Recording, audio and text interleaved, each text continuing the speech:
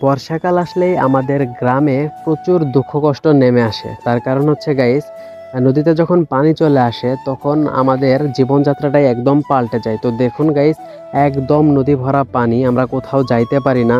তো এবার নদীতে নৌকা নেই, পারাপার হওয়ার কোনো ব্যবস্থা নেই, তাই এলাকাবাসীরা উদ্যোগ নিয়ে এখানে অনেকগুলা ড্রাম কিনে নিয়ে এসছে। আপনারা আমার পিছনে দেখতে পারতেছেন, এই ড্রামগুলা দিয়ে আজকে ভেলা তৈরি করা হবে পারাপার হবার জন্য। তো আমি এখানে এসে জানতে পারলাম এটা তৈরি করার কাজ আর কিছুক্ষণের মধ্যেই শুরু করা হবে। তো সেই ফাঁকে আমি নদীর পাড়ে দাঁড়িয়ে থেকে এলাকার ছোট ছোট ছেলেদের সাথে অনেক মজা মাস্তি করলাম। তো একটু পরেই কিন্তু ভেলা তৈরির কাজ শুরু হবে। তো গাইস, আপনারা দেখতেই পারতেছেন ভেলা তৈরির কাজ অলরেডি শুরু হয়ে গেছে।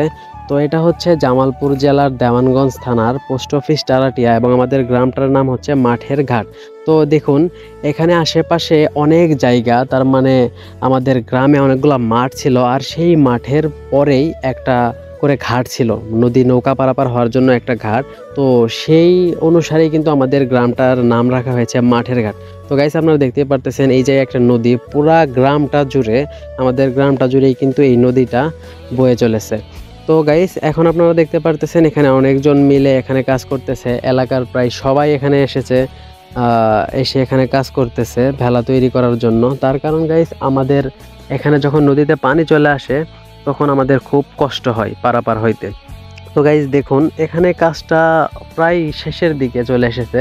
তো আমি আপনাদের স্কিপ করে করে দেখাইতেছি, তার কারণ পুরো ভিডিওটা যদি করতে চাই তাহলে ভিডিওটা অনেক লং হয়ে যাবে। গাইস, অলরেডি কিন্তু ভেলাটা বানানো শেষ হয়ে গেছে, এবার এটা পানিতে নামানোর পালা। তো দেখুন, গ্রামের সবাই এখানে ধরে এটাকে পানিতে নামাইতেছে।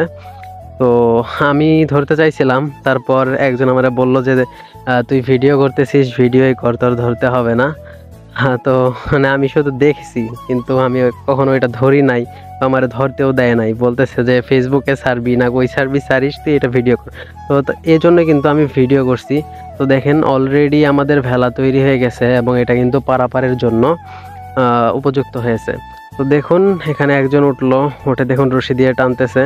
তো গাইস, কিচ্ছু করার নাই, এখন থেকে এইভাবেই নদী পার হইতে হবে। তো গাইস, কেমন লাগলো আজকের ভিডিওটা ভালো লাগলে অবশ্যই লাইক কমেন্ট শেয়ার করে দিবেন। ধন্যবাদ সবাই।